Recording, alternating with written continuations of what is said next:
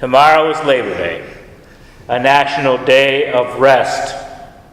It was established by Grover Cleveland in 1894. He said in a letter accepting the nomination for governor of New York in October 1882, "The laboring classes constitute the main part of our population. They should be protected in their efforts to peaceably assert their rights when endangered by aggregated capital, and statutes on this subject should recognize the care of the state for honest toil and be framed with a view of improving the condition of workingmen." Grover Cleveland, like all of us, was less than his ideals, because when push came to shove in 1894, he sent troops to disrupt the Pullman strike and killing many workers. And in efforts to restore his reputation with labor, he managed to push through a bill establishing Labor Day, an attempt to restore himself to the high ideals that he professed. So whatever his motives may have been, you have Grover to thank for having the first Monday of September off. What will we do with a day off? Some work harder at barbecuing than they do at work. A retired person might find themselves with too much time off and need a project to stimulate their lives. The word vacation comes from to vacate, to empty, vacating your mind and body or even your home from its usual stressors. If you have a very physical job, you may vacation by sitting still and fishing.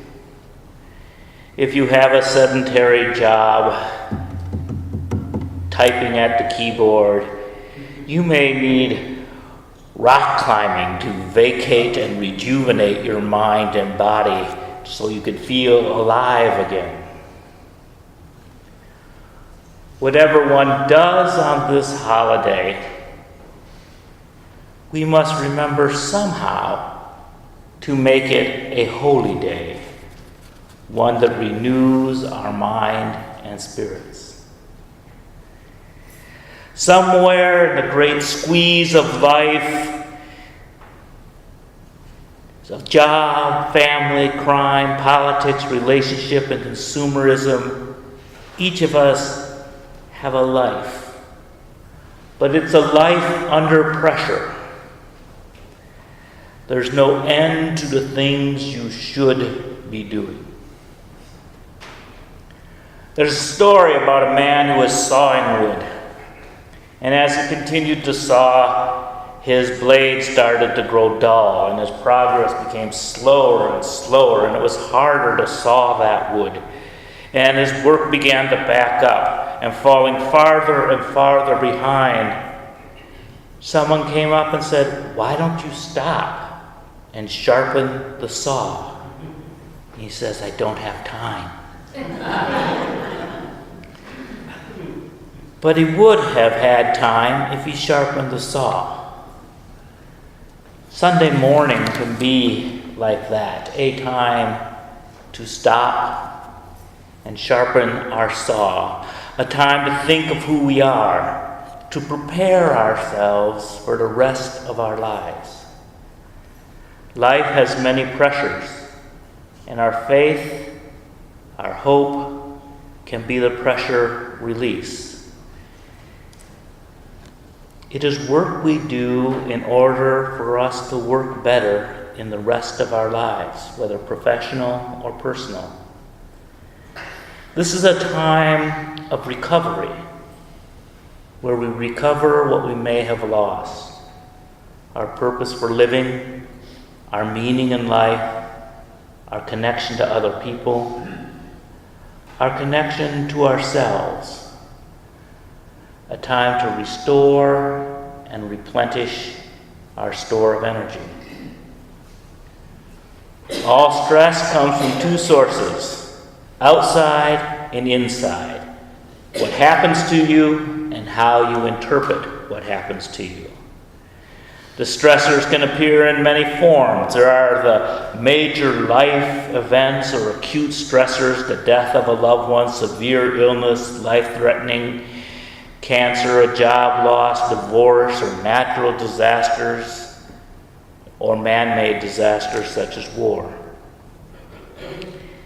And then there are the chronic stressors, the stressors that continue indefinitely or reoccurrent.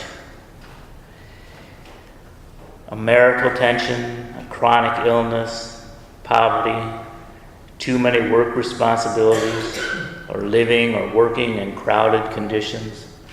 All are chronic stressors.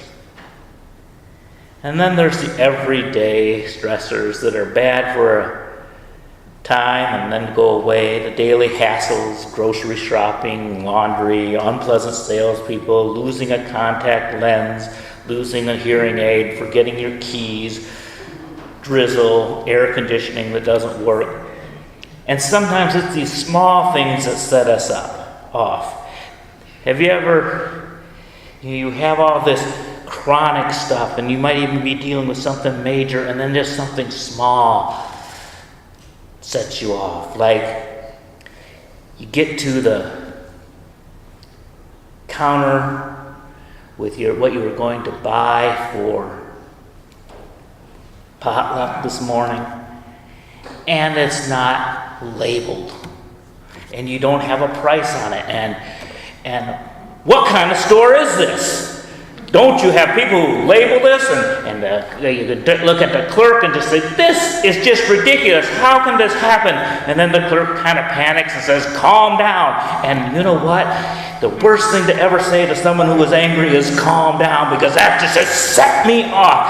And I go and complain to the manager and I say, this person should be fired, they were rude to me. Well, my goodness. Pressure, the gift that keeps on giving.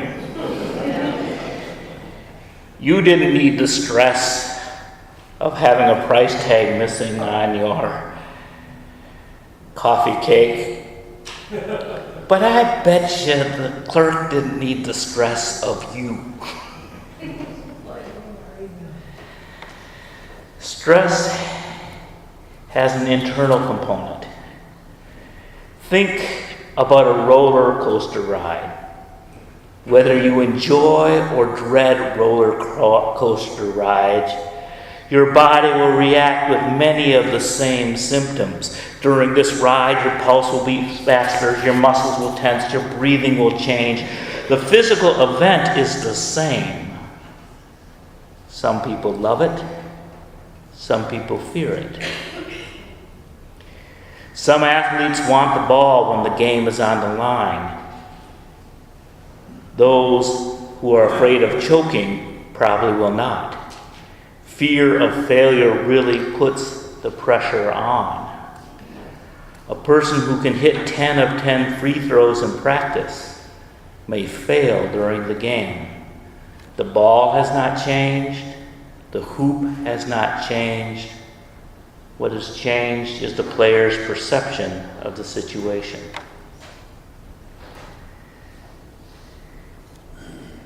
Some people have a remarkable way of dealing with stress. I heard a story about a gunshot victim. He was in the emergency room, but he was still conscious, and though they started asking him the standard questions about a health history, and they said, any allergies? And he said, yes, bullets.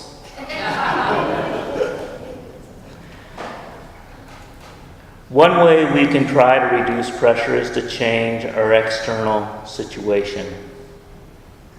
Turn off the radio for some peace and quiet, or turn on the radio to get your mind on something else other than that thought that's been nagging you. Might need to fix your car, find a better job, retire, rearrange your priorities. But no matter how many things we fix in our external life, stress will always be there. The only person without stress is a dead person. If you happen to be universalist. If you're not a universalist, some of the dead people are under extreme stress in hell. But that's not our tradition. What we have the most control of is how we interpret stress and pressure. Epicurus, the Greek philosopher, said, "We are disturbed not by things, but by the views we take of them." And Abraham Lincoln said, "People are about as happy as they make up their minds to be." The perception of outside events determines how pressured we feel. And that perception is altered by several things: our expectation, our past history, and self-talk. Our expectations. Those who expect life to go smoothly and have no stress often will have their fantasy broken, and the normal stressors seem overwhelming. They ask, "Why me? I feel singled out for the bad experience." And the answer is, why not? Everyone else has problems. Why should you be the exemption? And then there are the people who expect the worst and usually find it. I think Barney mentioned a friend who would always find the cloud behind the silver lining. Their presence is full of worry about what may go wrong, focusing too much on what may happen, and can never enjoy what's happening now. We should expect that difficulties will arise, but we should also realize that many trouble that we think is going to happen won't happen, and that it does, we can overcome. I myself tend to be a pessimist in that second category. I expect nothing, and I expect a lot of bad. But what saves me is that I'm a pessimist that's open to grace. I am always willing to be surprised by things turning out better than I thought, and to enjoy that surprise. And that's one of the ways that I've learned to surf upon the waves of stress in lives. We are aware that these waves of stress will come, yet we have to have strategies so we're not afraid that the wave will destroy us. If we're not ready, the waves can overwhelm us. But if we have confidence to stand or lie on that board and steer ourselves through the wave, we can make it. We can't change the wave, but we can use it to our advantage. We cannot change the stress in our lives. Somehow we have to figure out what we need to do for food and shelter, what we do when jobs come and go, where we become redefined, what to do when people come and go from our lives. Because a new baby, though very happy occasion, is a major life stressor, because you've just committed to at least a couple years of sleep deprivation. Whoever said sleep like a baby has never had a baby. When I've had a rough night, and people ask, how'd you sleep? I say, I slept like a baby. I Woke up screaming every 2 hours.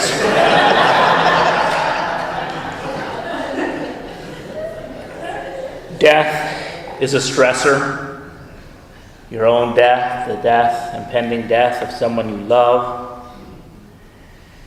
And sometimes death is a release when life has gotten too painful. We cannot change that these things happen. They are. Life is hard, even for the strong.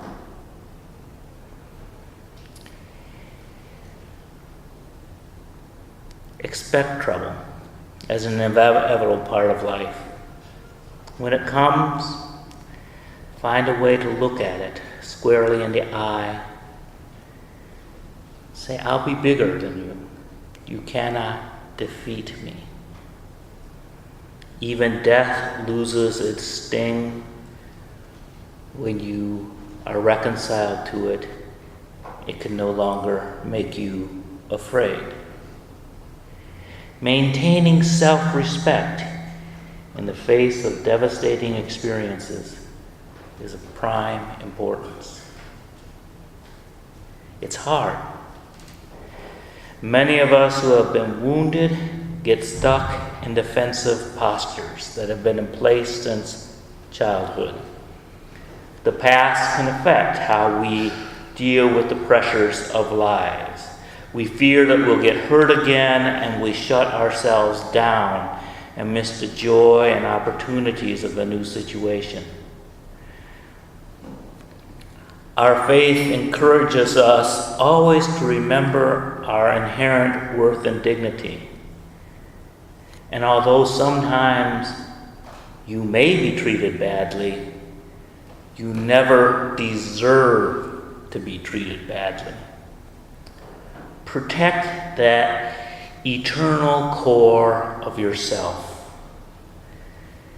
Difficult situations may force you to change your behaviors, but do not think that bad things that happen to you make you bad. For if you believe you are evil, you will not find the strength needed to make the change. Avoid negative self-talk. We all talk to ourselves, and many of our self-talks are needlessly negative.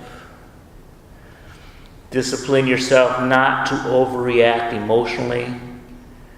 Why be enraged with yourself when simple irritation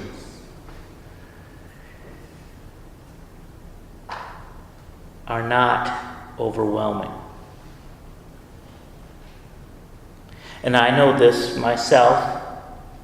For when I have bouts of depression, I can usually tell something's going wrong by how many times in a day I say, I hate myself. And I sometimes can't stop the first one, but then I have to say other things that are more true. And find some positive things about myself to tell myself I can make it. To tell myself that somewhere I have strength inside or something that I can borrow from someone else, and I can find it. I have it within myself to recover from loss, the courage necessary to face death, the confidence to live life. We come to worship, to remind ourselves of our potential. We come to believe that we can change ourselves and the world for better. We come not from a position of weakness, because hopefully here this community, this loving community, reminds us of our strengths. And we can find release from pressure by building up the core of ourselves. Making clear our vision and purpose in life helps us to be active towards the good in our lives. and not just reactive to the bad. Savor the struggle of life. Find joy in the opportunities we are given. Believe in yourself. Believe in each other. We have built a great community. It needs work, like all communities. We have our struggles and imperfection, because if everybody was perfect, there would be no need for church. So keep on being imperfect. It keeps me in a job.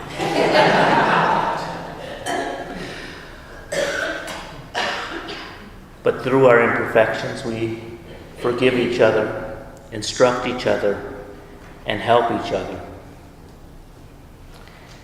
To restore our lives, all we need is inside each one of us. And by interacting, we can pull out the best from each other. So on this Labor Day, all you who labor and are heavy burdened, take rest. Know that you can be restored. Know that you can prepare for your life continually. May we bless and be blessed.